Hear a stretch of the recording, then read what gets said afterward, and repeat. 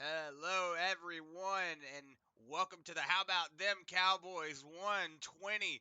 We're here at the Texas Motor Speedway with this full throttle group as they get ready to start off this top 16 set of races here. It's going to be a lot of fun as we go into to a lot of these races with a lot of drivers that have a lot of talent. So there's going to be a lot of drivers that are ready to fight for that position and for that championship position. So we will go with Matthew Fitz right now. We'll go on board here with Matthew Fitz. He is currently out on the track. We've got a lot of drivers that have already qualified. Sorry to get here late. We've had a little bit of technical difficulties with Josh's computer. So we were trying to get it figured out. That's why I took a couple of seconds to go live. Just had to get him situated. Once we got it going, we're good to go. So Josh is actually loading back in now. It looks like we've just finished that qualifying. As we'll go through that championship numbers here in just 1 minute. As Bradley Wilson's going to be the guy that sets on your pole with Jimmy Green in that second position. Patrick Ginter going to be in third. Robby Bice in fourth. But we'll go ahead and let Josh get going so we can get everything set up.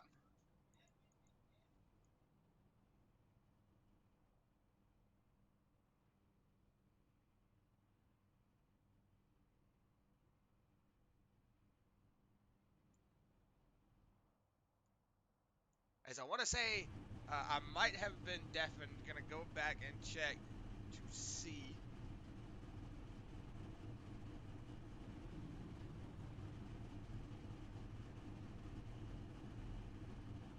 Get to your grid here tonight. Texas Motor Speedway, the full throttle cup guys about to get ready to go here in just a moment. Yeah, as we're waiting on Jimmy Green to get lined up. We will. You mean Bradley Wilson? Excuse me, Bradley Wilson. We're sitting on Jimmy Green. Oh my goodness, my brain is all over the place here tonight.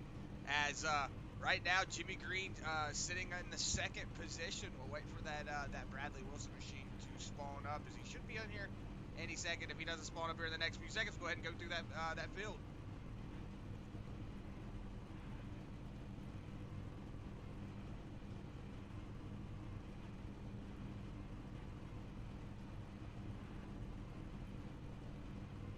Bradley should spot up here in just 1 moment.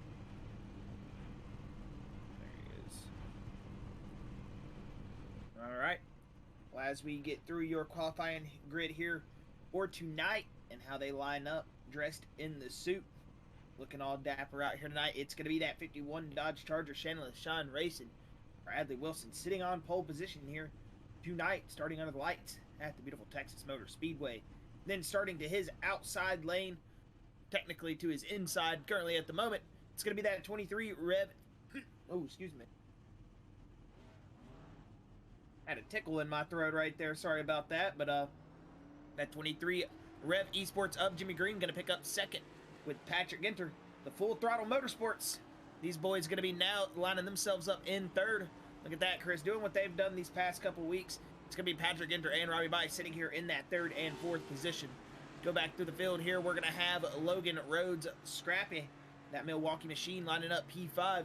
Josh Carver, he's going to be bringing our 811 Dig friends along board tonight. He will be carrying that scheme here on the number 3 Ford Mustang. Just got to say, it looks very good here tonight. He will be lining up in that P6 spot. Then we're going to get to Clayton Kincart, who is going to be lining up in that P7 position. Stan Mayberry, he's going to be lining up in that P8 spot as you see them get around that Ryan Sword machine. It's going to be Matthew Fitz starting P9 with Ryan Sword actually starting in that P10 position. As Casey Collinback going to be sitting in that 11th spot. Austin Rhodes in 12th here with Stoney Benfield. Starting in that 13th position, William Brown going to be 14th. Brian Chu going to be in that 15th spot. Colin Forrester 16th with Ed DeBoer 17th. And then Chad Hitchcock going to be lining up 18th position here tonight. As we got our drivers too wide. And Chris, look at all those new paint schemes out there tonight. Got to say, a lot of slick looking race cars. Man, we're going to have a good fun night here under the lights at Texas. Bradley Wilson, that 23, and Jimmy Green. Green, green, green. Here we go, drivers.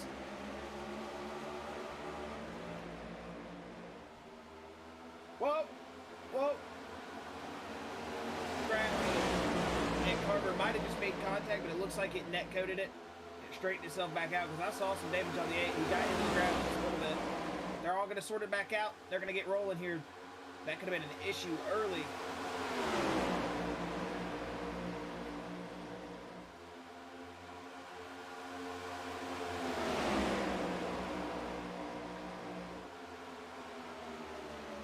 As we're seeing that 38 of Patrick Incher starting to really run that low line. He's trying to get around that Josh Carver. He seems like he's, whoa, he's getting down into the quarter panel. Made contact. Whoa. Him and that 77 Clayton Kincart. Yeah, you're starting to see a lot of aggressive driving here early on in the race. You're seeing that Carver machine just getting a little bit loose there. Logan Rhoads. I was going to say, Logan Rhoads whoa! Up 48 loose. 48 of William Brown getting really loose. He's to the grass. He's going to save it. Yeah, don't get into that pit lane. Yeah, he's going to gather it back up. This is going to be a bad ride for him. And there early, he's going to shoot himself in the foot. But, hey, good job on that 48 to grab it, collect it back up, as we've still got racing going on up here as they stay green. The 38 of Patrick Incher to that outside lane of the 77 of Clayton Kincart. Almost had a moment with the Josh Carver in lap 1, turn 1,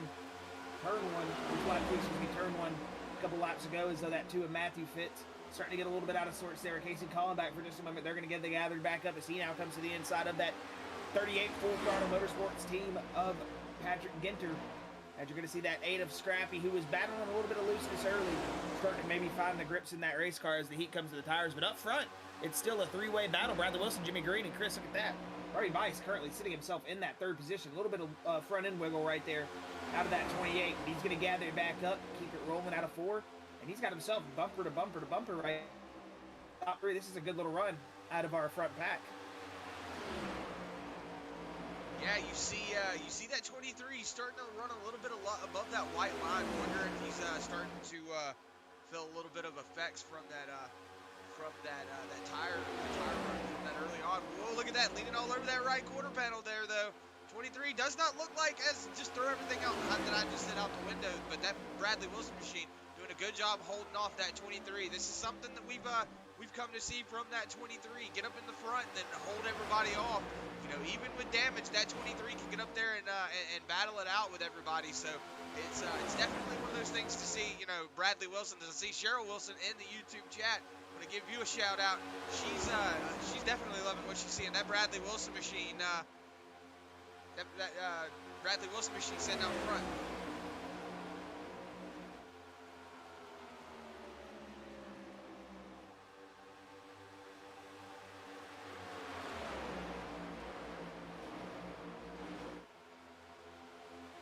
Looks like Josh Carver's pulled up now to the tail end of that little bit of a line, I guess you could say, pack. As it seems like Clayton Kincart and Scrappy now. That Milwaukee machine gonna make it a 6-car race here in just a moment.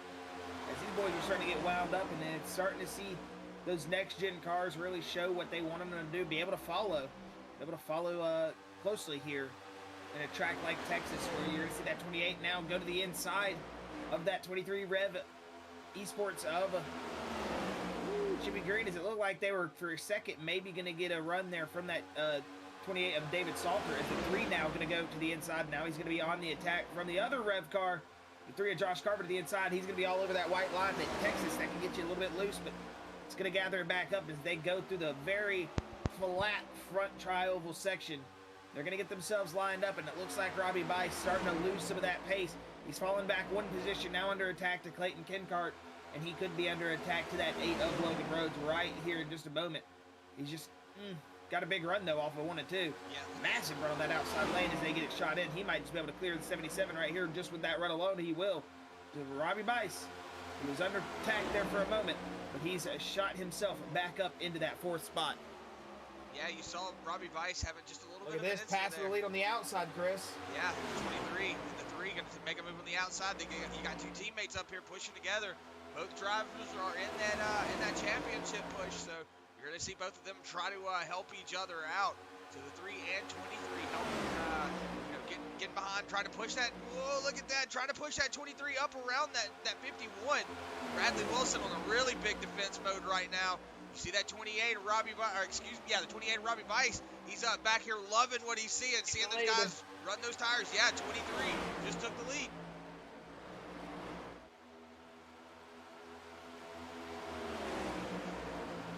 Jimmy Green, now your leader here at lap number 11. Bradley Wilson peeking back to the inside. He's not going to have the move made all the way. As the 3 of Josh Carver going to file his way back in behind the 11. Good job, though, from these top couple drivers here. We know Texas is one of those tracks that you can definitely get yourself into some trouble here. These drivers have done a good job ever since, especially the reconfig. We've seen so many different styles of racing here, and in the current gen that we're going to be going to here in 2022 as that 51 of Bradley Wilson going to make his way back on by. Excited to see how the racing is going to change and just write another you know, page in that history book. Excited to see what the racing is going to be like. You know, we get to sit here and watch it in the virtual world every week with the Full Throttle guys. Very excited though to see it here in about what 70 days I want to say until we get to the Busch Clash. So just excited, man. Yeah, it's going to be interesting to see how these cars handle in the real life. You know, we've got to see a couple of little videos right now. Is look at that, 77 of Clayton Kincart starting to peek his head up in here. He's really 3 though. He is racing him. Really putting the defense on that 77 is that 3 of Josh Carver. You're seeing a lot of defensive driving here. Only 14 laps in. With the 28 of Robby Bice, looks like he's settled out what he had happen, what he had go wrong with him. You know, he up in that 3rd position, and he came under attack by that Josh Carver machine. Fell back just a couple positions, but now looks like that Robby Bice machine's back on the attack himself. He's on the outside of that Josh Carver machine. Wonder if Josh Carver, on all that defensive driving, has wore those tires down already. I mean, could have. I mean, he's been running that low lane a lot. I mean, he helped his teammate Jimmy Green get to the lead through the outside lane, you know, once tonight. And now it looks like he's settled down and he's really been hanging that bottom lane. Wouldn't be surprised if that 3 did indeed run his equipment out. I mean, we could see it though. It is lap 15, starting to get to that spot of the race where you're really going to start filling the equipment. Chris, look at that. That 9 of Colin Forrester. That ghost-looking number 9 DuPont machine is what rolled his way up 10 spots to sit in that 6th spot. Started 16th here, and in 15 laps, he's basically passed one person every lap. He has gotten his way up into 6th. Good to see Colin Forrester rolling here tonight, and rolling early. Nice looking team as he is right on the back bumper of that Robby Bice machine, sitting right outside of the top 5. Yeah, Robby Bice doing a good job, but like you were saying, Colin Forrester on a tear right now, up 10 positions. So that 9 machine doing a good job making up that position. You gotta say the new Full Throttle Motorsport cars look so dang good. Those are some slick looking race cars out there. Really love the schemes. It's so cool to see these guys taking that number progression that NASCAR is changing in the real life world and implementing into their newer schemes. That's kind of cool. Seeing a lot of numbers pushed forward tonight than we were you know, these past couple weeks. Every week we've seen more and more drivers doing it. Wouldn't be surprised when we see the whole league doing it. But right now we still got our guys that are running that casual door number. Well, iRacing has actually mandated it now as their sim stamped. So if you sim stamp your number, it's at the front. Oh, didn't know that. Yep. Okay, makes sense. Oh, look at that back there. A little bit of a mix-up. Saw Robby Bice fall back just a little bit. Looks like he's having a little bit of an issue. Getting a little loose there. The 94 Ryan Sword having to check up just a little bit. Woo, we could have had a little bit of a mess up there here at lap 19. So, you know, good on that Robby Bice machine to get it under control. You do know these cars, once they get around, I hear people say you can't control them. So good for that Robby Bice machine to get it under control. I can attest to that, man. These next gen cars, once they reach that limit, as it looks like Jimmy Green's falling back now. He's starting to come under attack. What I was going to say is these cars do indeed just go. I mean, you're on the edge. You feel like you're getting tire grip still, and the next thing you know, the rear end's around, and you really can't countersteer to save it like you can in, the current gen race cars that of the day. It's one of those things that there's something about the steering box, not sure. I want to say they say the cars can't get to a certain amount of angle that or the certain amount of steering lock that the Gen 6 cars can. So it's really hard to save those oversteers, and they just feel like they're snap oversteer. If you ever drove a drift car that has too much rear grip, you'd know what I'm talking about. But other than that, That's what it feels like, man. Just very snappy, very Look at that. oversteery. Yeah, as I said, that 9 opening himself up big time. Jimmy Green also might have used his equipment up here early, Chris. Yeah, a lot of that. The 3 and the 8 also lined up behind him. These boys could go back up here and lead this race if they just get lined up. Yeah, we've got a couple of teammates. Big loose. Oh, big loose there from that 9 machine. You're going to see him get it corrected back up, but like Josh was saying, we've got 3 of the Rev Motorsports guys here now lined up. Let's see who makes the move. It looks like Scrappy might have the better equipment underneath him. He's making that pass on that bottom lane, but he's not going to have that momentum. He's going to be left out. He's going to tuck in back behind that 3. You're going to see Josh Carver take that middle lane. He's probably trying to save some of that equipment as well. We know Texas it's one hell of a track to drive when you're trying to save equipment. And if you run it into the ground really quick, you know, it can be detrimental. But look at that, Josh. Now the 77, Clayton Kincart, up there with his Shenandoah Shine Racing teammate in that second place position is Clayton Kincart, up 5 positions. But now, as we were talking about that, Josh, look at that. Colin Forrester moved his way up into that 3rd position. So now Jimmy Green riding that top lane. It looks like the 3 there of Josh Carver going to take that inside lane. Yeah, Jimmy Green going to say, hey, guys, I'm just going to fall back here to the back. We're just going to kind of cruise and, not push as hard. As actually, they might be getting ready to go on an attack here. I've seen them move these Rev guys pull before. They swap positions, and then all of a sudden, they're gone.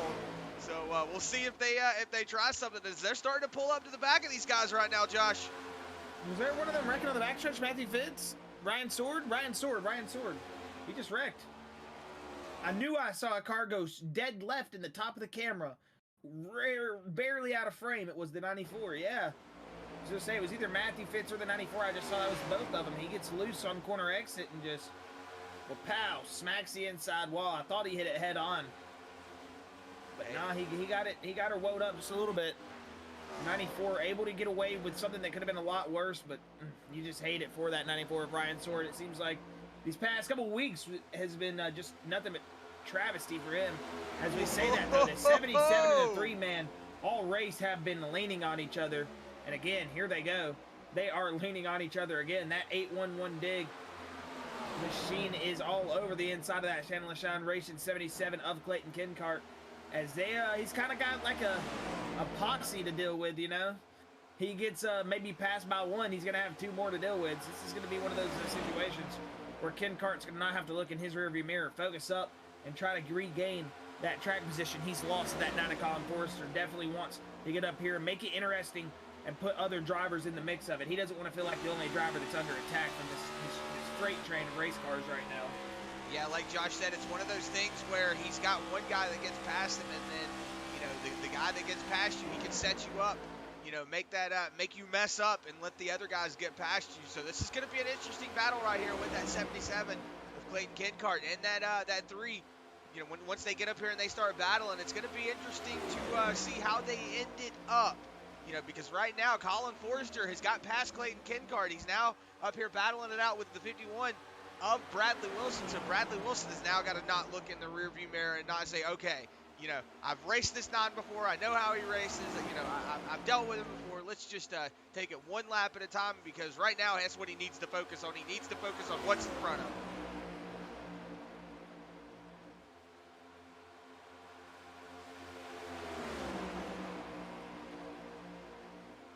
Yeah, Colin Forrester, that Vortex 39, man, just a very consistent driver.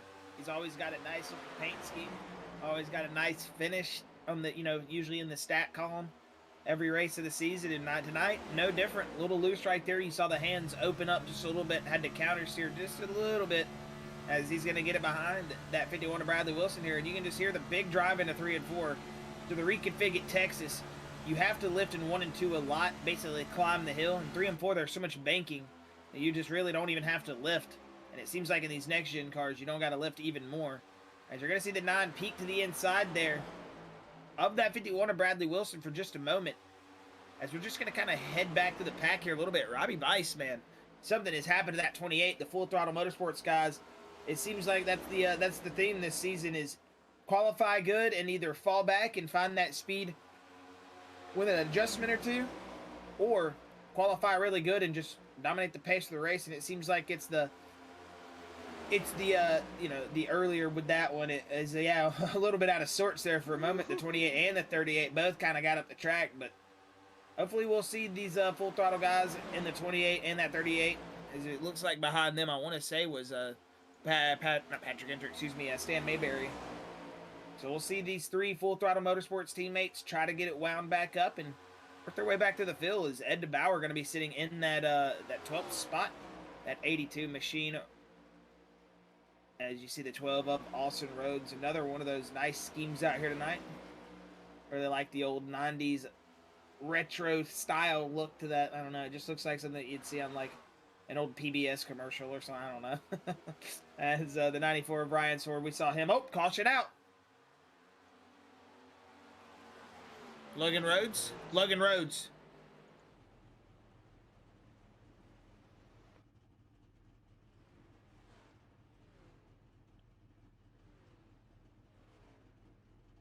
Yeah, Logan Rhoads around here at lap 33. We'll see what happened here with that 8 machine. We're going on board with him. You see him getting up there. Oh, he gives a big bump there to his teammate. Oh my goodness, Logan Rhoads getting into the quarter panel of the 3. It looks like maybe he couldn't get it started there. Oh, you see everybody getting close.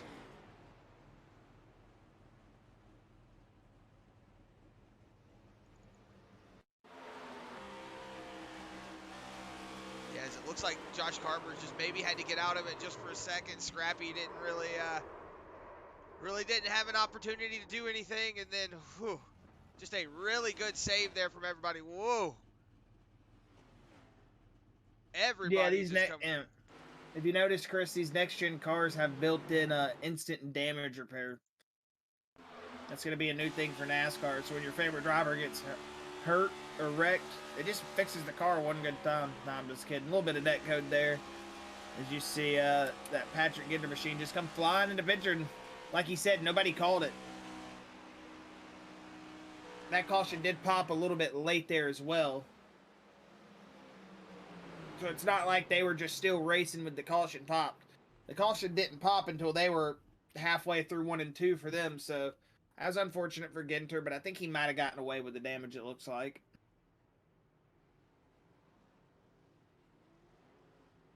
Woo! That was a race.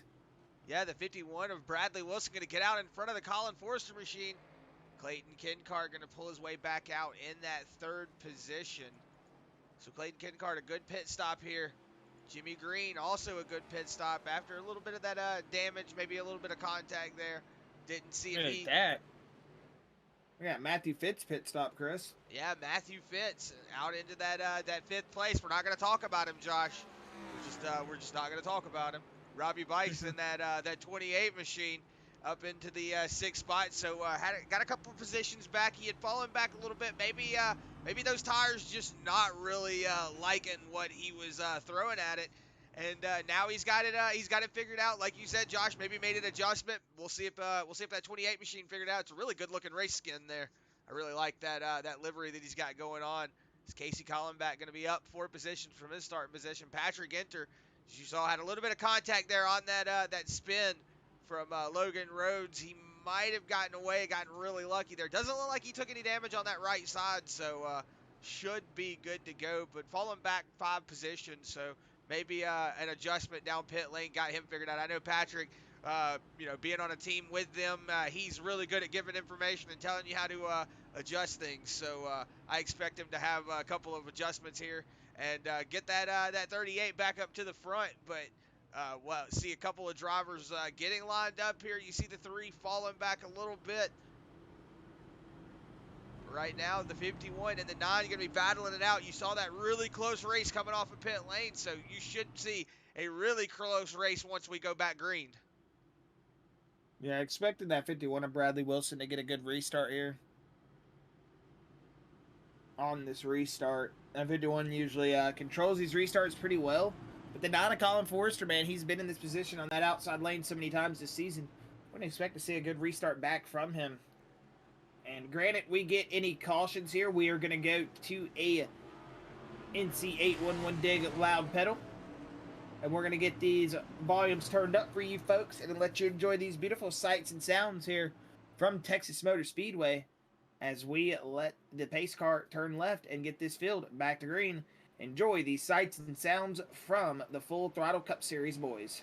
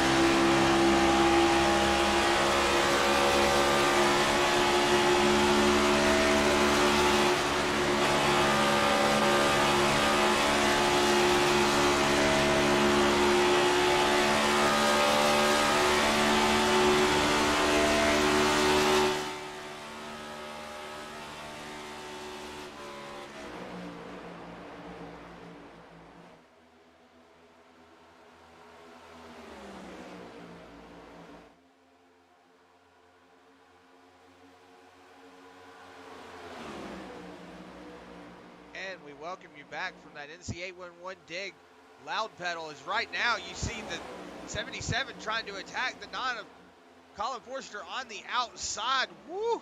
Colin Forrester really having to work his way on that that outside. You saw under that turn it up. Fitz big into the 23. Yeah, you saw. Inside. Yeah, I was going to say, under that turn it up, you saw Matthew Fitz getting into the back bumper of the 51. 51 really having to shut off that momentum of that 2 machine. Good on that 2 machine to see that he was getting that momentum shut off and not to dump that 51. That can easily happen in a race car. Whoa, it looks like Matthew Fitz getting really loose. That's why we said we weren't going to talk about him. As the 84 of Casey Collin back now, going to be the inside lane here as they climb the hill in 1 and 2. That 9 going to take it to the outside lane of the 51 of Bradley Wilson, as Clayton Kincart now going to come to the back of his bumper, as they're going to nope, the Shine guys are going to go to that inside lane together. I thought maybe for a second the 77 was going to go with someone that wasn't his teammate there on the back straightaway, but it looks like in the 3 and 4, 77's push is going to allow that 51 back by the 9. Going to have to get a little bit out of it just to avoid contact. And across the line at 50, it's still going to be Bradley Wilson. And now Clayton Kincart in that second spot. 9 of Colin Forrester in third. And you saw 2 wide racing back there. That looks like Jimmy Green on the outside lane of his teammate, Ed DeBoer. And it is, as they're going to be at 2 wide going into 3 and 4. But they're going to shut it down. And that 23 going to go to the inside lane. Casey Collin back that 12 of Austin Rhoads. They're going to both be 2 wide as well. As back up front here, still single file racing. So you'll see these drivers just now starting to try to find some track position. A little under or a little before halfway to go, and we're gonna start seeing them here. Maybe start to crank up that intensity. Gonna have some pit stops coming here within the next 10-15 laps. Can expect to see some track position and some undercuts. Possibly some overcuts to shake up this race. Always love these field strategy and definitely pit strategy races. People can sit and talk about field strategy races all they want, but dang, they make it entertaining for me. Yeah, as a prime example, Josh, if you look, it looks like that skin right there was made for the 48 of William Brown. It looks like it was made for a center door number. A center door number, and it's got the number moved up. That's what I want to say it's done, is it started to move all of the numbers up front. A good thing I use Trading Paints Pro. Saw it look like one of the guys up here. Yeah, it looks like the 9 of Colin Forrester going to be on the inside of the 77. So it's going to be a battle back up again for that 9 of Colin Forrester. He's going to be on the inside of the 77 of Clayton Kincart. Let's see if he can just disrupt that little bit of momentum. It looks like he started to coast up the track just a little bit. 77 trying to pinch him down, but look at that, Josh. The 2 with that massive amount of momentum. He's going to take that inside lane, so now the 9's got to push to help push him up there and try to disrupt this Shenandoah Shine mix-up up in the front. 2 out of into the gas a little bit early, it looks like. It's going to allow Jimmy Green and Co to get up here and get a run on him. Let's see if 23 goes to the inside lane here. Looks like he's going to hold it off. They're starting to mix it up a little bit of swerving up there in front of that 2 machine, the 9 and the 77, just really starting to have a little bit of a slap fight, you know, just get away from me. Try to go up here and race. They both want to get that same spot as we hit lap number 55. Bradley Wilson just loving what he sees behind him. As you see this from what the driver is seeing out in front of Matthew Fitz. And you see that hand really far up the steering wheel. Back to center on quarter exit. As you get down the back straightaway, almost 180 as they get into 3 and 4 here. Yeah. A little bit of a wobble from that to a Matthew Fitz, but just goes to show you, very hard to see out of the front of these race cars. I want to say they're a little bit harder to see out of than the Gen 6 cars, to be honest. Yeah, they really are. Like you can see the center dash just a little better. Like that's the only thing that makes the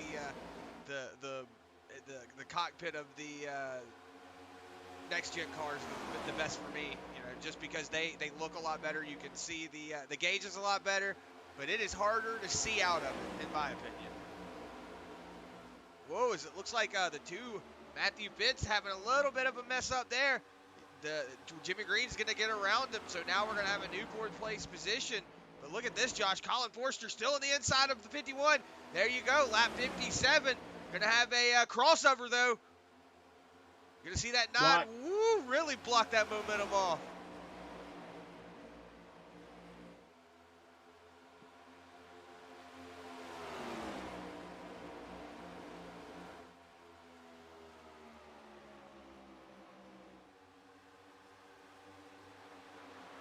As the 9 of Colin Forrester doing an excellent freaking job, man.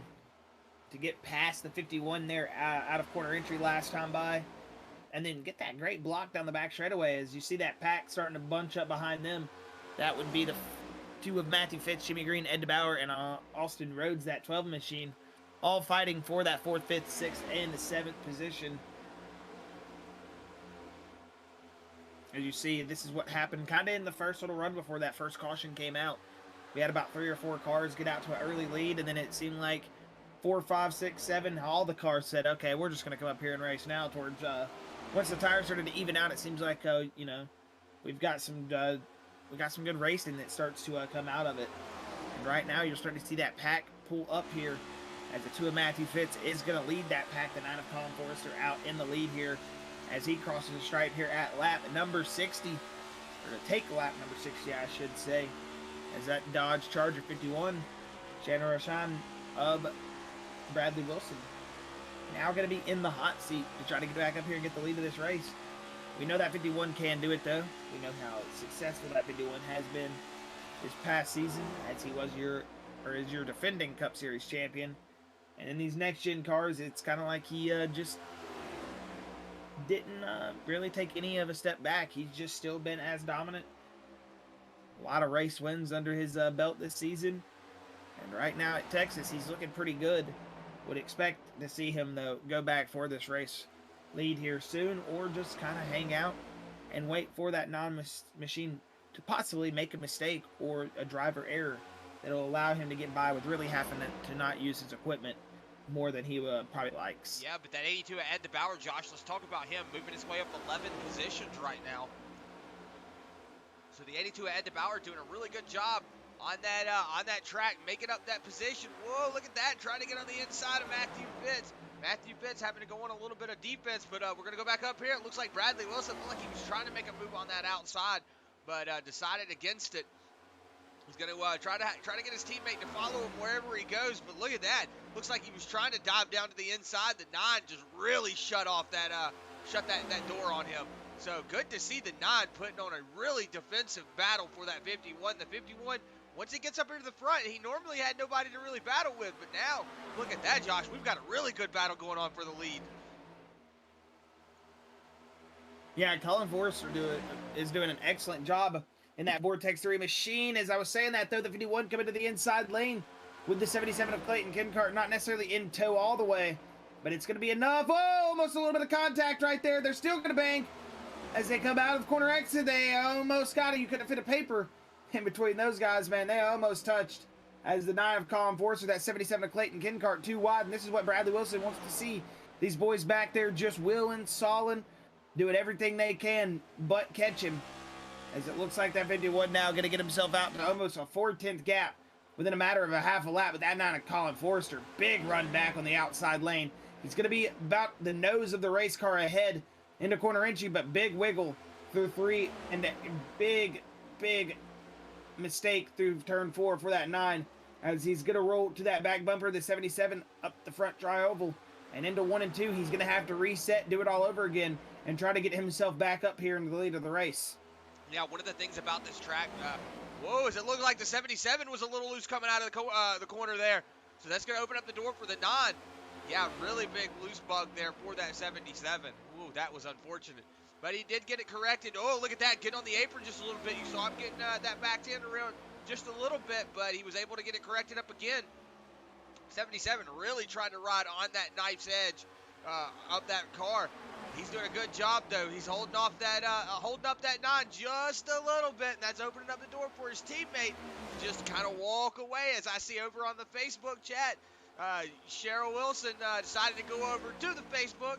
So she said 51G unit is the best. Well, right now he is showing that he is the best. Now got a second gap between him and Colin Forrester. Whoa! As we go back to Colin Forrester looks like he was a little loose coming out of that corner exit. Now he's got the 23 of Jimmy Green all over his back bumper. Oh, he's gonna clear him. Uncleared him. Man, that was a close call. I didn't think he was gonna maybe go for that pass that late into corner entry, but he just stuck it in there and said, "Hey, that's what I'm going for here in that 9." Good pass there. He's got about a second gap now to make up to that Bradley Wilson machine. He's got 23 of that mean Jimmy Green behind him, and we know those Rev Esports guys know how to push. We'll see if those two Chevys will link up right here, or if that 23 is going to go for this position here of second place. But oh, the 77 just had a big issue. Something in that race car happened, maybe just a little bit too big of an entry on that inside lane, and it washed him up the track. That's what it looked like. That 77 just had a moment there. Almost collected the 23 with him. I'm wondering, Josh, if the 77 is trying to go into defense mode to slow these guys up for his teammate of the 51. You do know, can see it. I mean, you know, he could be dropping it in just a little hard to keep caught up with everybody, but, you know, hey, you do see it sometimes on that racetrack. That teammate will get up there and he'll get up in the middle of everybody and say, "Hey, guys, I'm not going to let y'all go anywhere." But no, I'm just kidding. That 77 doing a good job trying to hold on to that position that he's got right now. So the 77 up 4 positions right now as well. So Colin Forrester also up 14 positions. So he is also happy to be around that 77. You know, he was battling, trying to get around him, but still got that 77 all over that back bumper is that 9 of Colin Forrester. But Jimmy Green trying to stick his nose up into the middle of it as well. Yeah, as we've got 50 to go this next time by. These laps are starting to tick off fast, man. As Josh Carver's big damage still on that 3 machine. Unfortunate for how his night turned out, and he's got the guy behind him that caused that problem for him. It's kind of like that that girlfriend that you always say, I'm not going to call her back anymore, and you still call her back. Yeah, well, there you go. Even though they've gave each other so much trouble, they've linked back up, and it's beautiful to see. Poetry in motion.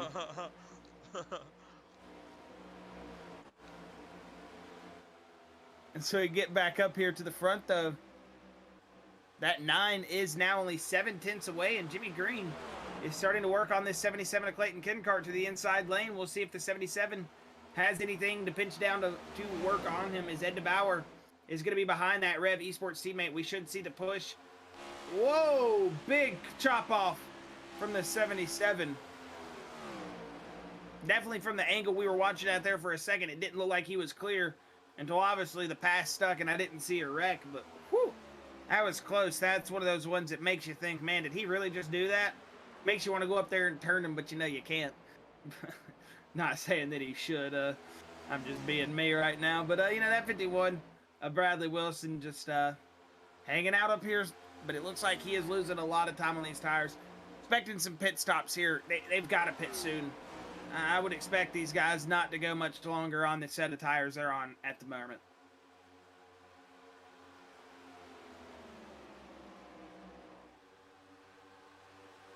Yeah, Bradley Wilson looks like he's starting to fall off just a little bit. Now that 9 of Colin Forrester slowly starting to reel in that 51. So wondering if he's found something in these older tires. But Josh, as we say that, look at that. Clayton Kincart starting to get a little bit of gap between him and that 23 of Jimmy Green. But Ed DeBoer starting to move his way up. Now up 12 positions. Austin Rhoads, last week's winner, has moved his way up into that 6th position. So Austin Rhoads now trying to get up here and say, "Hey guys, I've won one of these. I'm going to go up here and show y'all how I can do it again." So Austin Rhoads on a really good tear. That Team Smoker Unicorn on a really good drive right now. Behind him, like Josh was saying, that Josh Carver and that Logan Rhoads machine is in that 7th and 8th position. They're currently trying to hold on to just what little bit of track position they can. They've got that 2 of Matthew Fitz right behind him. As you saw him have a really good run. Bradley Wilson having to fight him and hold off that position from that 2 machine. So having to really just fight back through all of the adversity that he's had go on. Matthew Fitz still got a clean nose on him though right now. Don't really want to say too much because I know he always starts getting into the mess when we talk about him, but Matthew Fitz still on a really good run right now. So hopefully we can see him settle it up. As I say that, it looks like the 9 trying to make a really good risky move up there, trying to dive it in, but the 51 going to cut off that momentum again. So the 51 on a really big defense mode right now. Now, you know, he enjoyed that hold up that the 77 was doing, but now the 77 back in that 5th position can't really hold him up anymore. So now the 51 getting under attack from that 9 of Colin Forrester, who looks like he's still got tires left, man. The 9 is doing an excellent job. I mean, he has just been going where he wants to on all the drivers still late in this run. I mean, 40-plus laps on these tires. And, I mean, he's just passing on the outside, passing on the inside, driving it around solo on the outside, solo on... I mean, he's just doing a heck of a job right now. I mean, that 9 machine might be one of the most comfortable cars in traffic. It looks like in the lead pack right here at the moment. As I say that, he almost got to the wall. He's going to be pushing this 51 into turn 3. You're in back off in corner entry. Let the race car get settled, get back in it. As he was entering probably a little bit faster than what you're used to in that draft right there. As down the front straightaway to grab lap 79.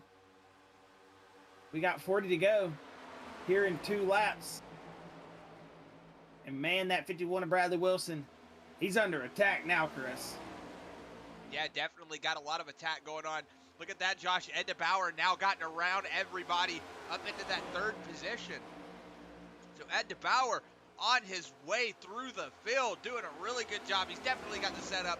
We know Jimmy Green and that Rev Esports guy, you know, E-Motorsports, oh my goodness, team, they have a definite good, a lot of good, oh my goodness, I can't talk, a lot of good setups in their warehouse. So they definitely have a setup for this track here, it seems, because Ed DeBoer's on a really big tear through the field. I am so sorry. My tongue just got so twisted. I don't know what was going on.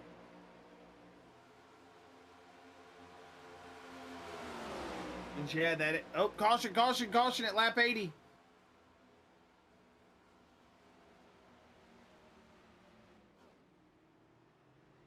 Ooh. Ooh, it looks like the 48 of William Brown. Yeah, he's missing his hood. See if we can find out what happened with that 48 machine. Whoa, a little bit of contact there. Ooh, Patrick Ginter, good move to get away from that, though. Him and Stan Mayberry, correct? That is who it looks like, yes. Looks like he was loose going through the corner.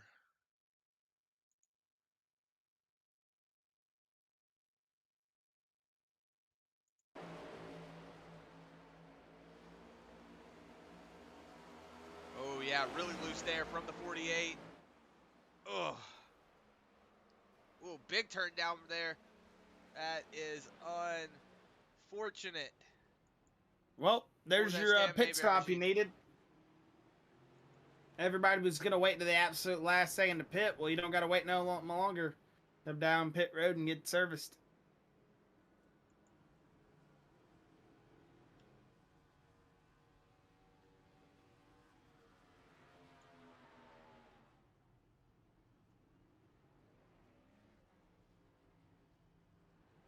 Here comes the 9. The 9 might have just got that.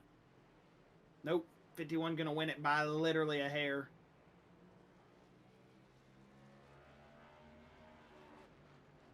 Yeah, so the 51 going to win, like Josh said, by a hair. Get barely out in front of everybody.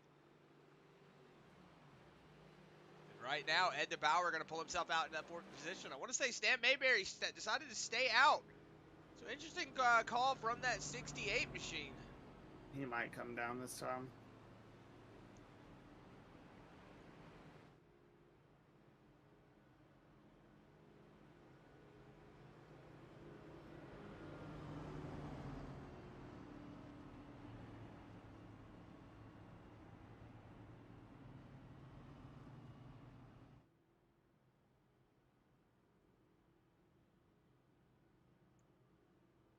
So right now, you see the 68 of Stan Mayberry coming down pit lane. Got to go ahead and get the points pulled up. I want to say, up the wrong list. Well, it's not pulling it up, so I will have it pulled up here in just 1 second. It's currently right now your points leader, or your leader in the points is Robby Bice, William Brown, Josh Carver, Brian Chu, Ed DeBoer, Matthew Fitz, Colin Forrester, Jimmy Green, Chad Hitchcock, Clayton Kincart, Stan Mayberry, James Morgan, Austin Rhoads, Logan Rhoads, and David Saulter. So those are your drivers who are currently out there battling for the points. So a lot of drivers trying to get up there and mix it up in the beginning, trying to get those points. Maybe that was a play there for that Stan Mayberry machine. Get a lap-led point. Come down pit lane, just say, maybe he had that damaged race car, just said, you know what, this is going to be the only time I get it. Get the opportunity for it. So maybe that was just a play there from that Stan Mayberry machine. But Bradley Wilson, Colin Forrester, going to be going at it here in this green flag run here. We should see a green flag run. These drivers have been really clean here tonight.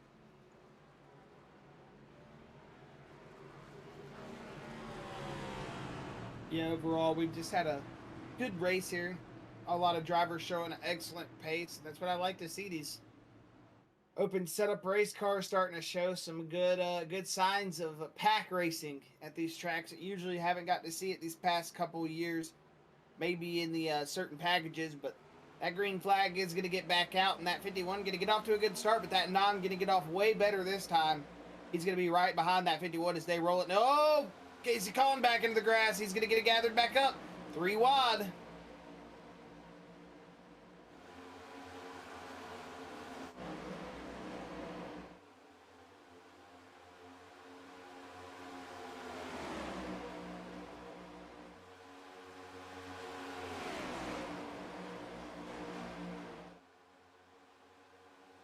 So right now, look at that, the 12 of Austin Rhoads stuck in the middle of this couple of cars that he's trying to get around. Got Jimmy Green, who's moved his way back up into that 4th position. But look at that, Josh. Ed DeBoer still in that 3rd spot. So Ed DeBoer still doing a really good job. He definitely has something figured out, making a move on that 9 of Colin Forrester right now. Ed DeBoer trying to get around him. He's got a really good run going into turn 3. Choo-choo. These boys are rolling. It is a train up here in the front at lap 85 of 120. Wrecking in the front. Oh my! Josh Carver just spun and got spun like a spin top. That car is killed. I think that driver might be dead.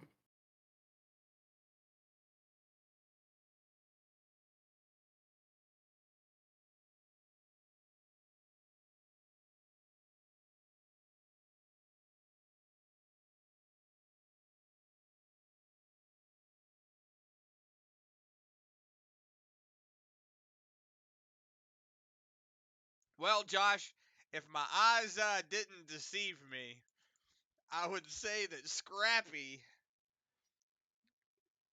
just did a number 2. Whoa, actually, I say that, I didn't even see that up in the top. The 77 sending Austin Rhoads off of the, I didn't even see that. Yeah, neither did I. Yeah, you see the 77 and the 12 getting into the quarter panels there. I guess it just happened right out of the camera view. See those roof flaps instantly come up to keep that car from going over.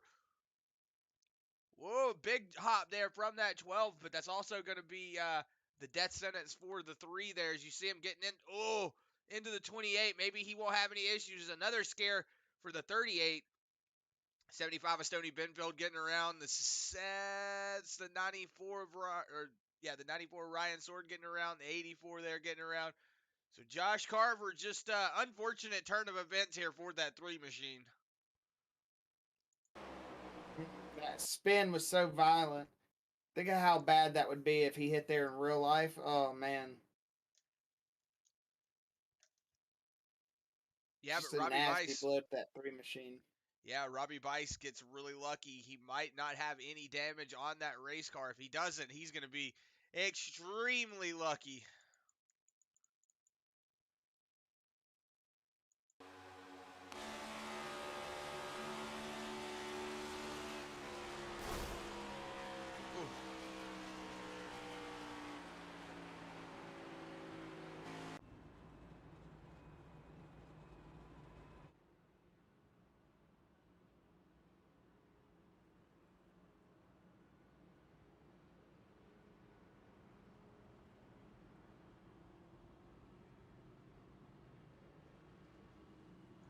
right, and while we're under caution here at lap 88, we're going to go to a 811 Dig side-by-side, so you won't miss any of the action, so we'll be right back with you.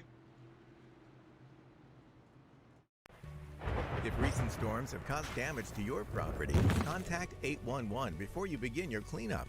Buried utilities around uprooted trees can make a bad situation worse if those lines are not located before digging. Electric, natural gas, and internet lines are everywhere, and knowing where they are is the safest way to start any digging project. Call North Carolina 811 by dialing 811 or by using single address ticket on NC811.org or the NC811 app. When do you plan on putting in that new fence we've been talking about since last summer? I guess I could start tomorrow.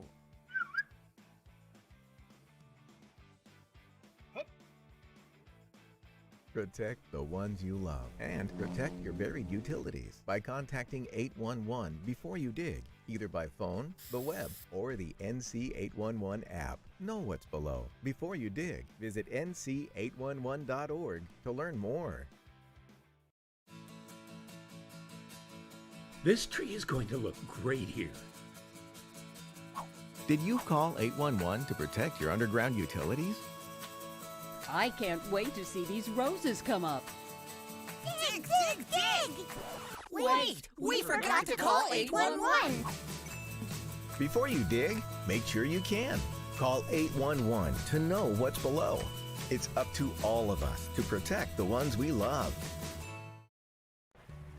If recent storms have caused damage to your property, contact 811 before you begin your cleanup.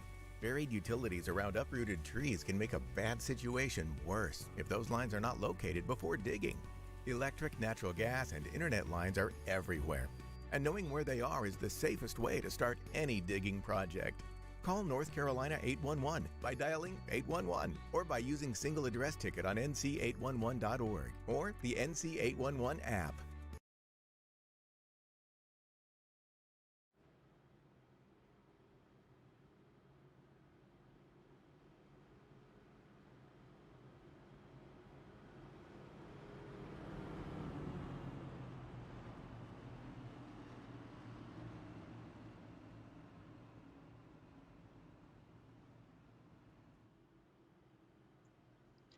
And we welcome you back to the How's About Them Cowboys 120, brought to you by NC811 Dig. We're here. The caution lights are out. Bradley Wilson leading the field with the 82 of Ed DeBoer on his outside. He's got that teammate of Jimmy Green, the 82 Ed DeBoer does, in that third place position. And then Colin Forrester sitting in the fourth position. So Robby Bice in that fifth spot. We'll see if he has that damage, any damage on that car when he had a contact with that 3 of Josh Carver. It looks like everybody's still out. Nope, it looks like Josh Carver, William Brown, Stan Mayberry is the only car that is still out on track. So Josh Carver went ahead, pulling it to the pits. But right now, the pace car should be coming down pit lane. We'll be getting going here at lap 91.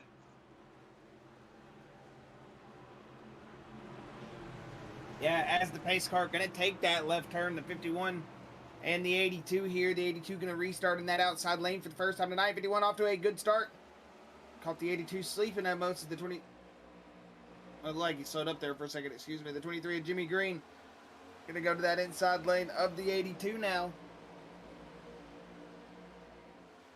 And here with 30 laps to go, this is going to be your race, your sprint to the finish.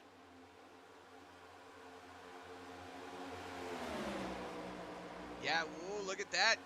The 2 of Matthew Fitz back up into the mix. The 82 of Ed DeBoer stuck on that outside lane. You're seeing him lose a couple of positions. I was going to say, I wonder if the 23 was going to try to hop out of line, see if he could pick up the 82. But whoa, big drive in there from the 2 to get around the 23. See if he can make it stick. It looks like Colin Forrester trying to make it 3 wide coming out of turn 1. He's going to get it tucked back in, but Jimmy Green trying to go up there, block that momentum on that 9. The 2 going to be on that middle lane, going down to the inside. The 2 really on a one hell of a drive trying to get up here, mixing up with these boys. But Jimmy Green looks like he was trying to make a move on that inside lane, but decided to jump out of it. Whoa, getting into the grass there a little bit. Yeah, the 2 of Matthew Fitz is on a drive right now. That 23 of Jimmy Green all over the back bumper of that 51 of Bradley Wilson, and Robby Bice still doing a good job to roll himself back up here in the mix of things. You got Colin Forrester on the back of that 2 machine in that 4th spot. 82 of Ed DeBoer started in 2nd. He's fallen back to 5th. You see the 23 of Jimmy Green now all over the back bumper of Bradley Wilson. Will any of these guys try to go with Jimmy or, each other if they try to step out and make that move, or are they just going to go for that track position? I'm thinking track position. Yeah, with 36 laps to go, you definitely want to walk away with track position right now.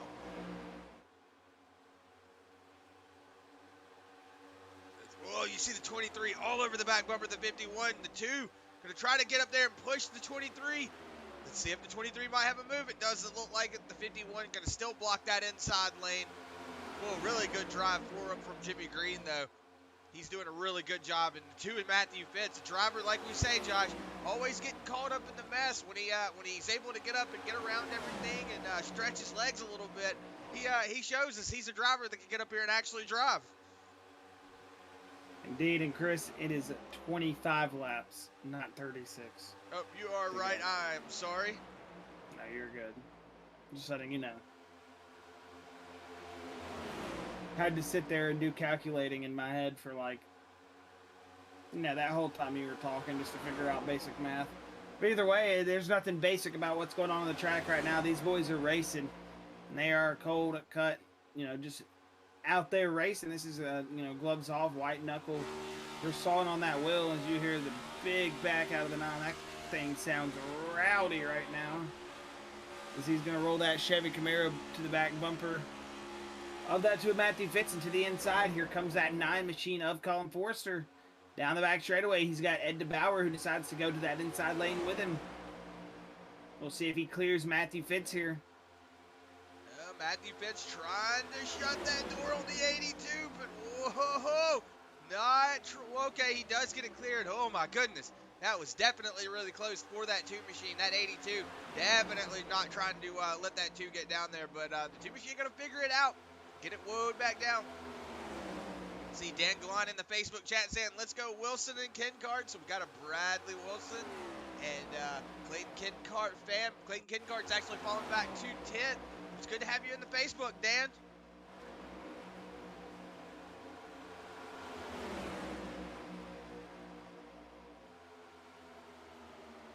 Ooh, as you see the 12 back here fighting.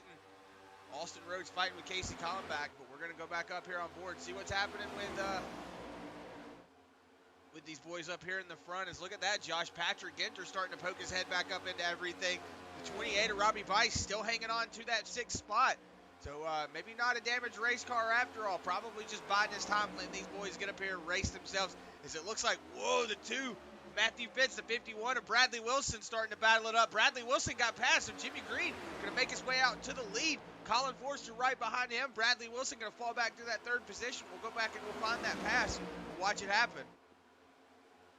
Yeah, but the 9's coming back at the 50 or the 23, excuse me. That's to the inside lane goes Colin Forrester. Now Bradley Wilson all over the back bumper of the 23. He tried to push him into the corner entry. As here comes the 82 of Ed DeBoer to the inside of Matthew Fitz. They're kind of like in a, I don't even know what kind of formation that was. That was just so cool looking how they just came across the start-finish line. But man, Bradley Wilson is now under attack here with 19 laps to go. This next time by, what is he going to do? How is he going to adapt? Jimmy Green is your leader, and I'm sure that 23 machine would love to pick up another win here. Yeah, he would love to start this championship bout off right, but he's got that 51 getting all up against that back bumper. So the 51 just maybe had a little bit of a hiccup there. We know Bradley Wilson's one of those drivers we always say, he kind of seems like he's always on rails. So whatever setup he gets put into that car, the Shenandoah Shines guys treat him right.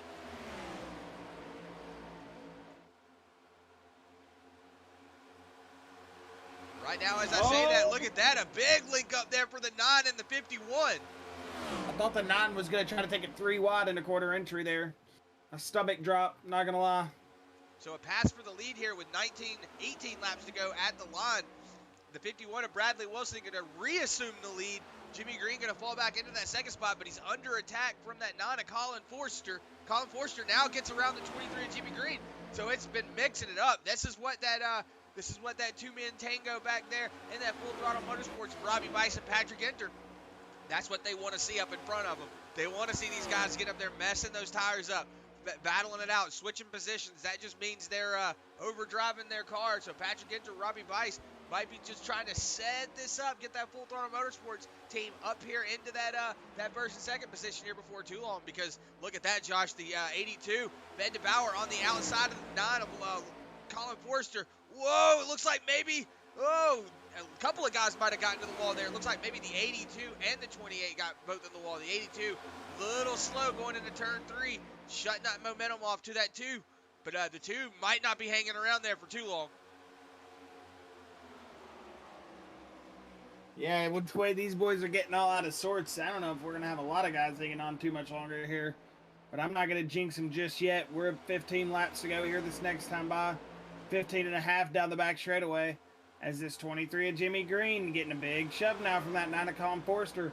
You know he wants to be back up here in the lead of this race, dictating the lead of the race, and that 23's done a good job. Wouldn't be surprised if we see Jimmy go for this pass here within the next 5 laps, if he doesn't try within the next 1 or 2.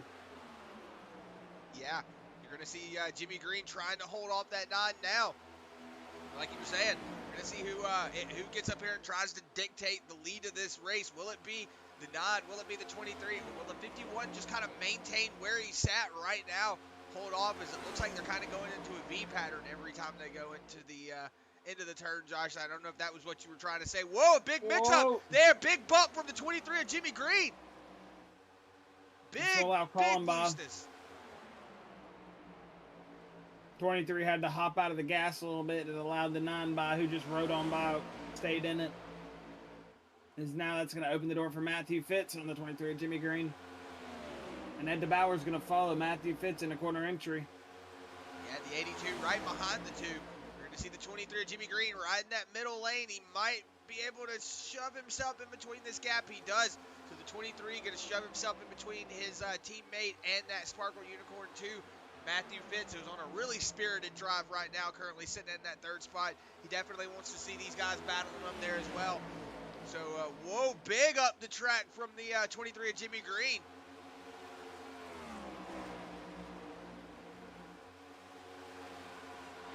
Right now with 13 laps to go, 12 laps to go at the stripe, Bradley Wilson still in the lead. Got about a 1/10 gap between him and that 9 of Colin Forrester. Colin Forrester is not wanting to let anyone get up here and get in front of him. He wants to be the one to pick off Bradley Wilson. So we'll see if Colin Forrester has that momentum. As I say that, it looks like he was trying to go. Whoa, big block, big block. Yeah, big block from the 51. 12 laps to go. They're acting like it's 1 lap to go.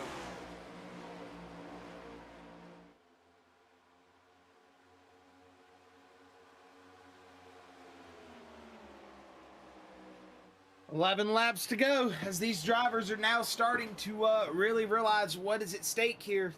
You're going to see all the bread and butter really come out now, as that 82 going to roll his way to the inside of Matthew Fitz. They're having their own battle back here for this 3rd place position, as Jimmy Green going to follow Ed into corner entry. That should help Ed get by, at least by a car length on exit. It does, and he will. And Jimmy Green now going to try to follow his teammate back up here into a podium position, or try to take it from that 82. They're going to say that to Matthew Fitz, wanting the same thing as well.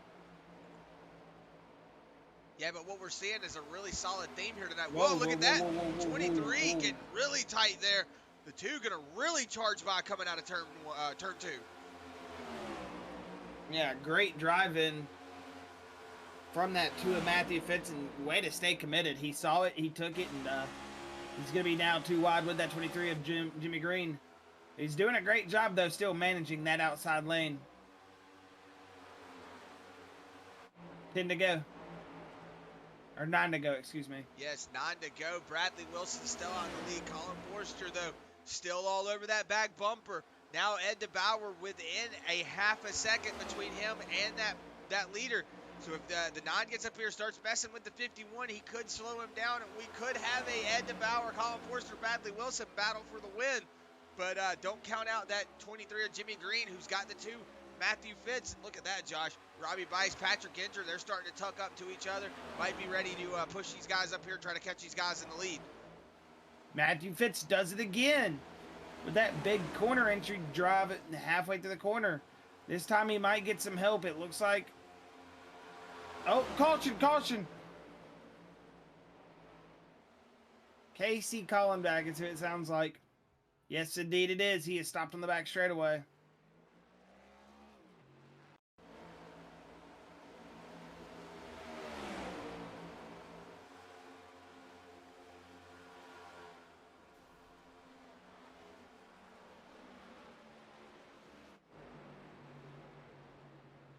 Yeah, so it looks like maybe 84 just going for a little bit of real estate that he didn't have. He thought he was clear, tried to squeak across the nose. Clearly he wasn't.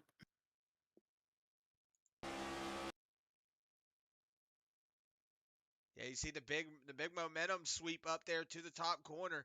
That is normal. He might have just thought, he had the room. Start moving up. Maybe the 12 drifted down just a little bit too, but just trying to set himself up coming out of the corner. You see the 8 of Logan Rhoads getting around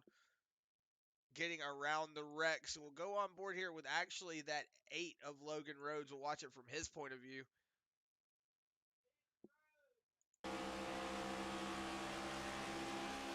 Yep, this looks like same real estate, same point, but we're going to go ahead and go to pit road.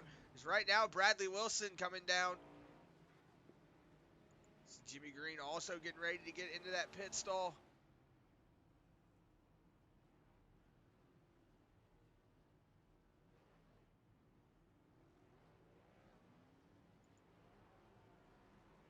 It looks like right side's only for Bradley Wilson. Colin Forrester on his way out now, so Colin Forrester in just a little bit longer than that 51. Jimmy Green going to come out in that third spot. Ed DeBoer in fourth. Matthew Fitz is going to come out in fifth place. Chad Hitchcock, who really hasn't said much in this race here tonight, to move himself up into that sixth spot. So he's going to be sitting in that sixth spot behind his teammate Matthew Fitz, and then behind him will be that 94 of Ryan Sword sitting in that seventh position. Logan Rhoads going to be in eighth with Stoney Benfield in ninth, and rounding out your top 10, Clayton Kincart. Place, Chad.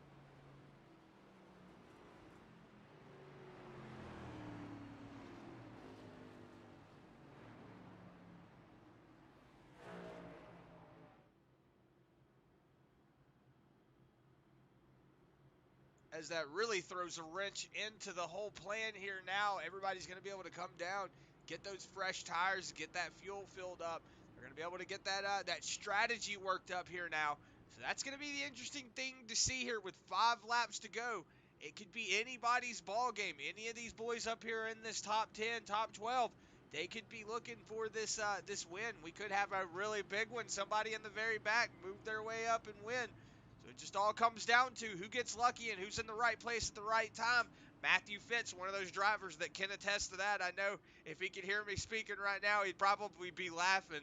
But, he's one of those drivers, every time I talk to him, I'm like, man, you're always in the mess.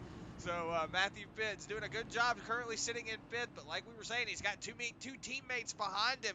It's going to help push him up through the field. So we'll see if that Matthew Fitz and co can get up here and start working it up. You saw the 12 of Austin Rhoads getting into that accident with the 84 of Casey Collenbach, so unfortunate for that 12 machine. And then William Brown, also one of those Team Sparkle Unicorns, getting taken out early on. You saw him have that really unfortunate turn of events run his way, so William Brown also out. Josh Carver, also a driver who just not being able to have any luck out of this race as well. So Stan Mayberry, Austin Rhoads down pit lane right now as well. So Austin Rhoads, Stan Mayberry, unfortunate for that that Stan Mayberry machine currently in the battle for the point. So just needs to get out here and turn good laps and try to stay on the lead lap, and he'll be really good to go. But Stan Mayberry currently sitting a lap down, was down pit lane for a minute 32 seconds. So pace lights are out though. We'll go green here next time around.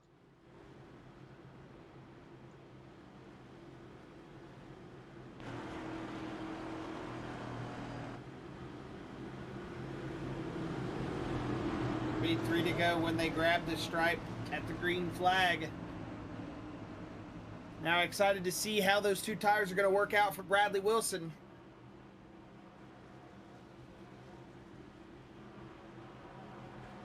Because I think honestly he could have probably taken 4 and still held the lead, but we'll see. He's now only going to be on 2 fresh tires while the rest of the guys around him that he's been battling on all night will be on 4. So this is the gamble, the marbles you shall say. The dice has been rolled. We'll see how it comes out for this 51 machine as they're going to get through turn 3 and 4 here and get these full throttle next gen cars. Green flag racing here in just a moment, and we're going to see a 3-lap shootout, and I'm guaranteeing to see a great race right here for this race win.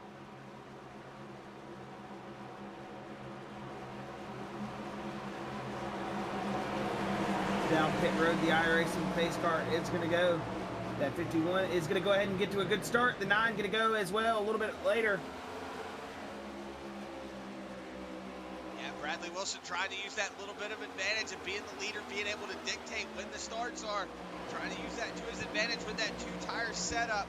But right now, Jimmy Green Machine going to move his way up into second place. He's going to have the 2 of Matthew Fitz on that back bumper. Wreck in the back stretch. Looks like the 84, the 12, and the 28 of Robby Bice.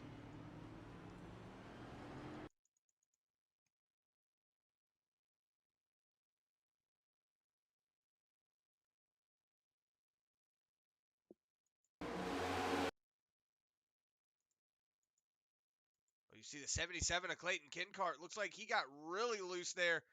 Looks like that was actually, looks like he wasn't the cause of it, but he was one of the ones that started the loose bug that started trickling down the track there. So the 77 going down to the bottom of the track. The 28 looks like maybe trying to avoid what the 77 was doing. Gets a little wobbly there, and then you see the 18 of Brian Chew just going, oh man, just let me by, just let me by, just let me by. See the 28 then get loose right there. Oh, big hit into the 84, excuse me, the 84. As you see, that was the snap that Josh was talking about. That snap, when it catches you, it just goes. Big hit to the 84. Then the 12, just an innocent bystander. Doesn't look like the 38 is going to be able to luck himself out of that one. Patrick Ginter down pit lane right now. But yeah, you see he just had a big chain reaction happen in front of him. Robby Bice just unfortunate for that 28 machine. The night going to come to an end just like that, Chris. Yeah, good qualifying for him, but unfortunate for that 28. I did notice that David Saulter not here tonight, so a lot of the Full Throttle Motorsports team really bare tonight. Got just Stoney Benfield, Robby Bice, Stan Mayberry, Patrick Ginter on. Normally you'd have a lot more drivers in there, but that 88 machine not here tonight. So only one battling in contention right now is going to be that 75 of Stoney Benfield.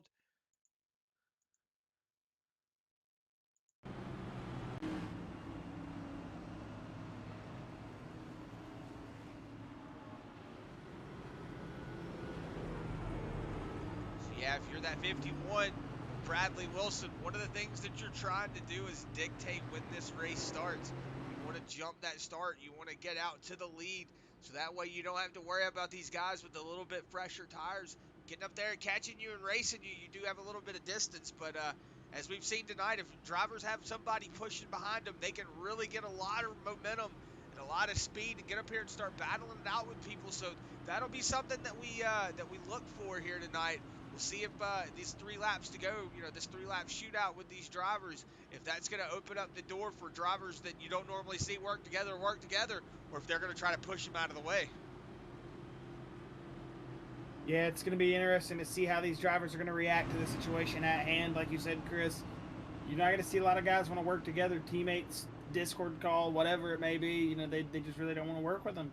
might not say it, but in the back of their head, they're thinking, should I ditch this guy as we go into turn 3 and 4? Should I try to make that pass? I mean, it runs through all of our heads. We're out there racing first, and then, you know, at the end of the day, we can shake hands. We can tell you how much we love you, how much we're your best friend. But when you're in that race car, that's all out the window. You're just worried about one thing, and that's where that 51 is sitting. And that's called first place, and that's called winning. That's all these drivers want to do here tonight after such a hard-fought night, after a lot of drivers doing everything they can to make some position up. They want to get up here. They want to win this race. Yeah, as the caution light should go out next time around. See the 51 of Bradley Wilson warming those tires up, trying to just get that little bit of rubber grit off of them, so that way they can grip the tracks a little better. So you see the 23, the 2, Jimmy Green and Matthew Fitz also hungry, trying to get up here and battle up with that 51. But like we were saying just a second ago, that jump that the 51 of Bradley Wilson gets, that's going to be able to determine whether or not he's going to win. Because if those guys behind him can get a good jump too, that's going to really, really come up to bite him in the butt. As the pace lights are out, we'll be going green this time around with 3 laps to go.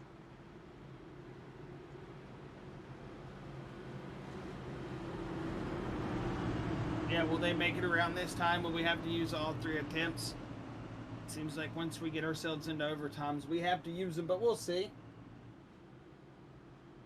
Expect the drivers to be a lot more clean on the restart here, but expecting to see some big battles here in the 1 and 2 and 3 and 4. This is not over by any means. We still got a good 3 healthy laps to get to go racing, and at Texas, sometimes all you need is 3 laps. It's going to be fun to see how this 23 manages this restart here. And if he doesn't restart good, that's going to allow this Matthew Fitz machine to possibly slide himself up into that 2nd place. Yeah, it's all going to come down to how these guys decide to restart. We'll see if the 23 has been watching this 51. He's been restarting behind him a lot. So we'll see if he can guess when he's going to go.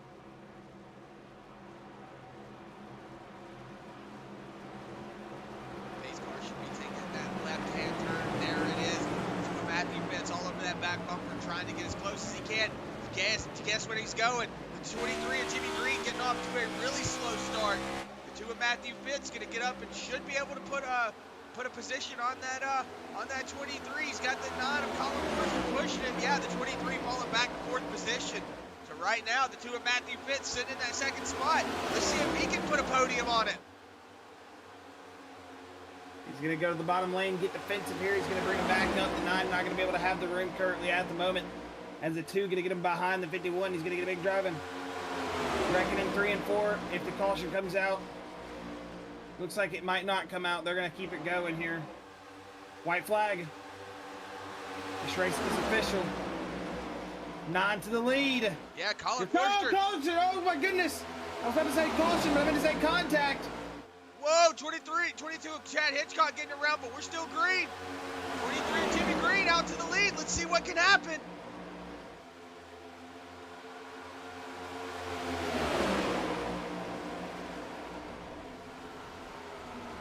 Colin Forrester.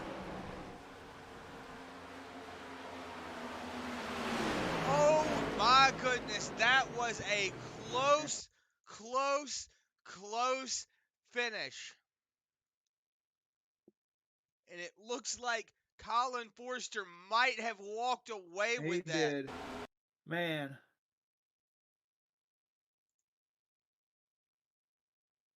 Oh my goodness. The 82 tried to push that 23 up there and get that win, but the 9 just had the momentum. Was able to take that win. Ooh. 9 of Colin Forrester, the 23 going to take Jimmy Green. Going to take that 2nd position, and Ed DeBoer going to be in that 3rd spot. But the 9 of Colin Forrester going to burn it down here. How about them Cowboys 120?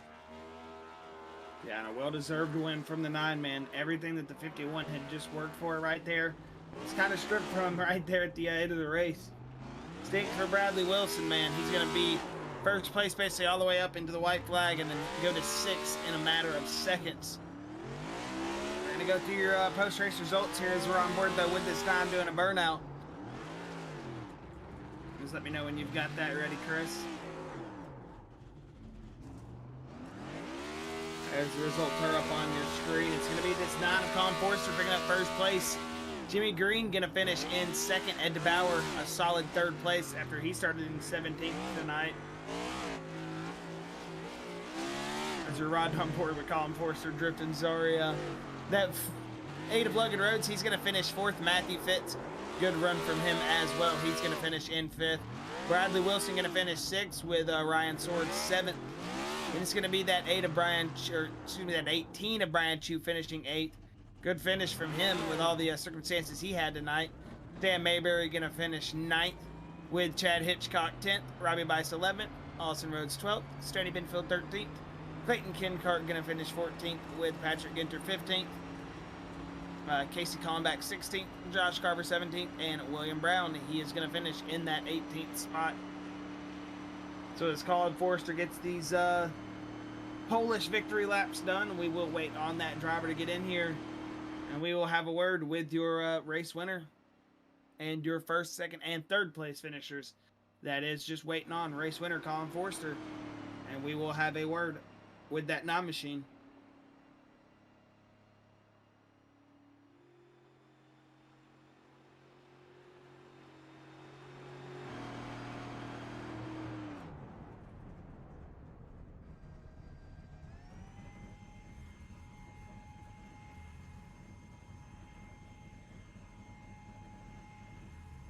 All right, and it looks like we do have Colin Forrester ready.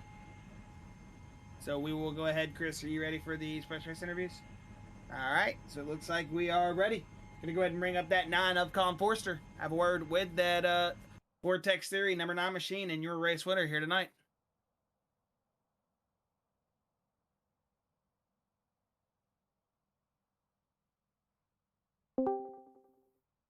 Colin Forrester, Chris, and Josh appear in the Full Throttle booth. You got a copy, buddy? Yes, sir, I do. Man, oh man, what a finish. I mean, it came down to, literally a nose right there coming across the checkered. And I got to say, I think it was a 0.01 or 0.01 seconds, so like a 100th of a second, 200ths of a second. I mean, just absolutely insane finish, man. You had the 2 teammates pushing. I got to say, y'all freight trained Bradley. They were coming in 1 and 2, but either way, going to take a step back before we get too deep. Colin, excellent race here from you tonight, man. I mean, you had just done everything you could to get up there and just run with those boys. You led a couple laps early. We saw some really long green flag runs, and I think that set us up here for what was probably one of the better races of the season so far here at Texas. And again, congratulations, Collins, on that win, and by so little of a margin there at the end. Got to say, very exciting to watch. And heck yeah, man. Congratulations on that victory here tonight at Texas. Thank you, man. Definitely the most fun I've ever had in these cars. I usually don't like these cars. The aero package still sucks. I mean, you've seen all night how hard I had to work just to get past Clayton and Bradley there. I mean, it's just so draft dependent here, but hard to make anything happen if you're just by yourself. But it was 8 1,000ths of second at the finish, so definitely super fun race. Thanks to Jimmy for racing me clean. He didn't really slide up on me, or he could have walled me if he wanted to, but he didn't. He raced me fairly clean, but racing for the win. But I'm not going to expect him to just not touch me. But just super fun race. Dude, super fun race indeed. You boys were getting out there and really willing on it. I mean, early run, it seemed like everybody was just kind of calm, and then once we got that first caution, it seemed like the intensity maybe cranked up, a click or two, and then after that second caution and we got about 30 to go, it seemed like everybody was just ready to hit the road. I mean, we saw so many guys cranking up the intensity. I mean, early, like you were saying, it seemed like you were really having to work almost, in a sense, a lot more than you'd have to at a track like Texas in these cars. But, I mean, you still managed, and you did an excellent job, Colin. I think that just shows the driver skill coming out here at a track like Texas in these race cars. And you did an excellent job here managing the circumstances that you were coming in here tonight. Thank you, man. Definitely, like I said, super fun.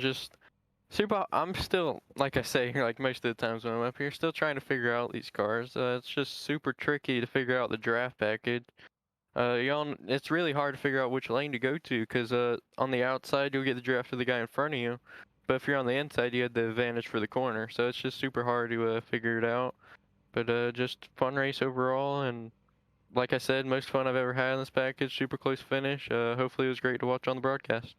Oh, it was a blast to watch, man. Not only up here in the booth, I'm sure the fans at home enjoyed every minute of it. That was an excellent race from you guys. Y'all put on a really good show here. It seems like everybody, starting to come to grips with the race cars now, and y'all are really starting to put down some good shows up here. And this is your first win as we get in here to the champ. Wait, what? That's what I was saying.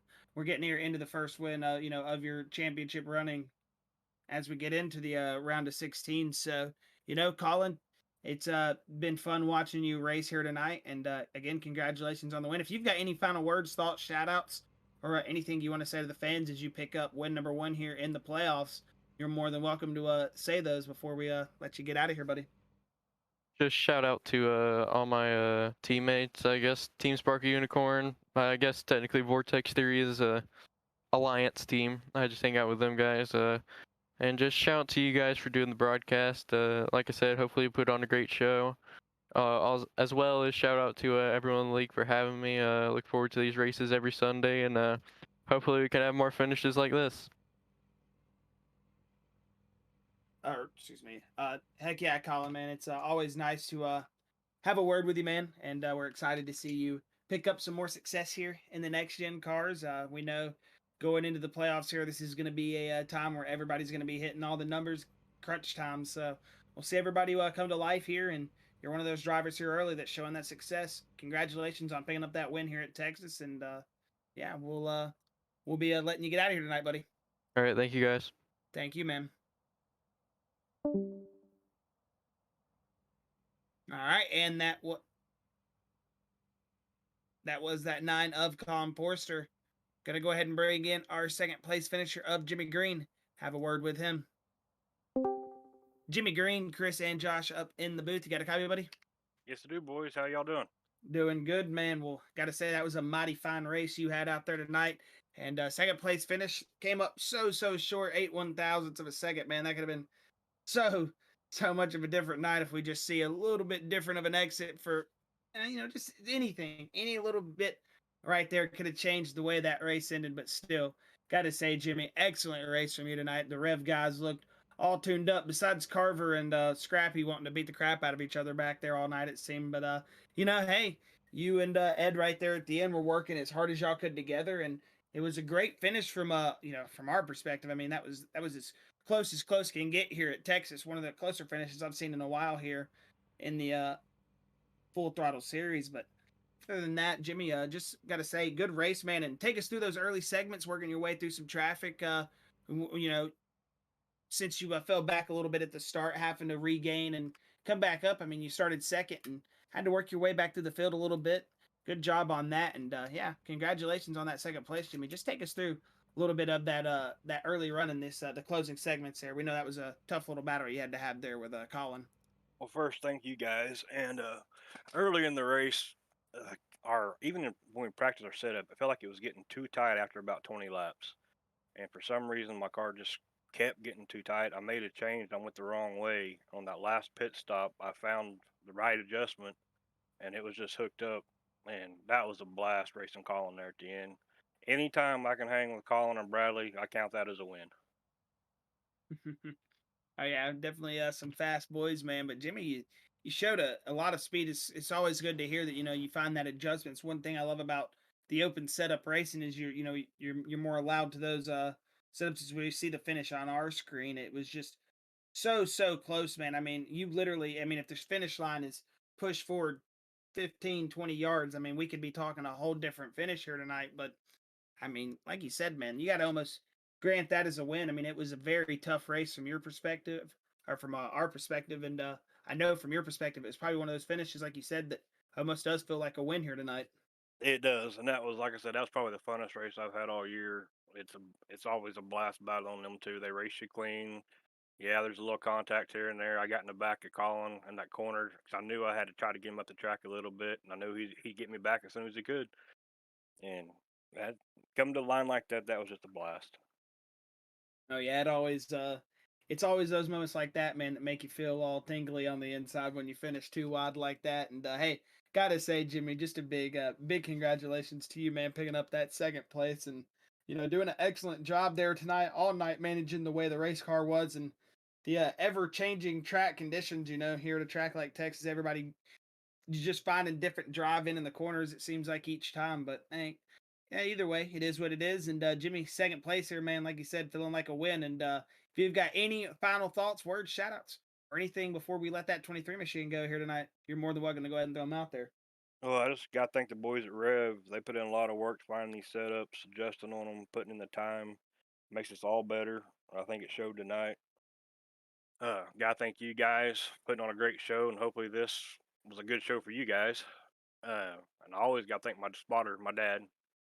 Couldn't do it without him. Trust me, man. It was a great show up here in the booth. That was one that we definitely enjoyed. I was so quiet there in the closing parts because I was just paying attention to each and little every run. It was just you were quiet. Yeah, that's weird to say, right? That Yeah. last little run, man, I was just paying attention to everybody. I saw so many different runs coming. I was like, man, this is one that I know it was going to be a finish. And then coming to the end, you guys had just a great finish, and that was very enjoyable to watch. I mean, I got to say, y'all were saying that was fun from your perspective. I got to say, that's probably one of the most fun races I've gotten to watch here in the Full Throttle series in a while. So, got to say, I enjoyed that one. Well, hopefully we'll do it again next week. Heck yeah, buddy. Well, hey, we're going to let you go ahead and get out of here, Jimmy. And, hey, again, congratulations on that second place, man. And hopefully we'll see that momentum keep rolling as we roll here into the playoffs. All right. Thank you, guys. Good night. Thank you, man. All right, and that was Jimmy Green. Going to go ahead and bring up Ed DeBoer and get our last interview in here tonight. Ed DeBoer, Chris, and Josh are here in the Full Throttle booth. You got a copy, buddy? Got a copy, gentlemen. How you doing tonight? Doing fine, man. Well, it seems like you should be doing pretty good too. 14 spots starting in the 17th here tonight, and that 82 machine almost had that 23 to the lead right there coming to the stripe. But either way, photo finish in front of you. But Ed, I gotta say, man, excellent drive on yourself. That race you had tonight, man, passing a lot of race cars here. Definitely not easy to do at Texas, and you made it look easy and just kind of cut through the field, working your way onto the final podium step here tonight. Yeah, I had to go back to my roots and just be patient. I mean, that's what gets me here is just to be patient and drive smart and give the spot when you got to give the spot and someone has it, and just take it back when you have the opportunity to take it back. Driving smart and being patient. That's what it was all about. Yeah, it seems like that is what it's all about. That's definitely on a track like Texas. There's so much patience that goes into these runs. And, like you were saying, we've seen that 82 machine have a couple of struggles these, last couple of weeks, some good runs, maybe not going your way. And it's good to see that 82 back up here in the front. How does it feel, now being back on the podium, getting that little bit of the monkey off your back as we roll here into the playoffs with how successful the 82 was early in the season? Oh, it's feeling great. My Rev Racing teammates, I mean, we're hitting on all cylinders right now with our setups. We're working hard, working on those setups, fine-tuning them, and working together. What works for one may work for everyone. I ended up having to make an adjustment after qualifying because my qualifying setup didn't quite work with what we were running, so I made a change, and that thing was a rocket ship after I made that change. That's always good to hear, man. That's always the fun of these open setups. You hit that one click, you change, some type of just little spring rating or something, and the car just feels like an absolute laser beam compared to 2 laps ago. It was like an absolute dump truck. That's always the fun of it. But Ed, it was it's always good to have a word with you, man. Pick your brain and get to hear from that 82 machine. But before we let you go here tonight, if you've got any final words, thoughts, shout outs, anything before we let you go, you're more than welcome to go ahead and throw them out there, buddy, and we'll let you get on your way here after a excellent race from you. All right. Thank you to my good Lord and Savior, Jesus Christ. Thank you. Got to give him all the praise for that. Thank you to my teammates, Rev Racing teammates. Thank you for all of us working hard together. Thank you to my wife and boys who support me in doing this. And thank you to Josh and Chris, you there in the booth for broadcasting this, and get to go back and watch it now. So thank you very much, gentlemen. Hey, thank you, man. We really appreciate those kind words. Well, hey, we do it all for you guys. We appreciate watching you boys race out here, and it's fun to put on the show from the booth. Well, Ed, We'll let you get out of here tonight, man. And again, congratulations on that third place, and hopefully we'll be seeing that momentum carrying on in the rest of the season. All right, take care, guys. Have a good night. Yes, sir. You too. Yep. All right, and that was Ed DeBoer. Well, Chris, before we let the fans go here tonight, do you have any final words for the Full Throttle faithful? Yeah, just a big shout out to everybody. Sorry, having to adjust my mic there. Just a big shout out to everybody out there on that Facebook, on that YouTube page. Just really couldn't, like we say every week, could not do it without everybody that watches. Couldn't do it without all the people that come out and just watch these boys race, because it's always a lot of fun. Like Josh said just a second ago, it's always a lot of fun to sit down on Sunday night, watch a good old race, and just have a little bit of fun while we're doing it. So it was definitely one of those nights tonight. Just a big shout out to 811 Dig, Cook's Lawn Care, and Major Setup Shop for always being an awesome sponsor to this Full Throttle League. Big shout out to them. Also a big shout out to everybody that everybody in the Full Throttle League that's put time into it. Put any kind of any person in the background, anybody that does race control, any of that. Just a big shout out to them. And I'm really excited going into Kansas next week for the second round of 16, because that's going to be the last race where we get to settle it out. Who's going to be going into the round of 8? All right. Well, I do have to say I am also very excited to get the playoffs continue rolling here as we go to Kansas. But if you're on that YouTube page, make sure to hit that subscribe button, turn on the notification bell. If you're on that Facebook, make sure to hit that like button, share us out to all your friends. Let them know about this awesome racing going on over here in the Full Throttle Facebook and YouTube. So, hey, other than that, I got to say, this is going to be Chris and Josh Kiwis up here in the booth saying good night. Thank you for joining us for Texas, and we will see the next gen cars that take the track next Sunday at Kansas.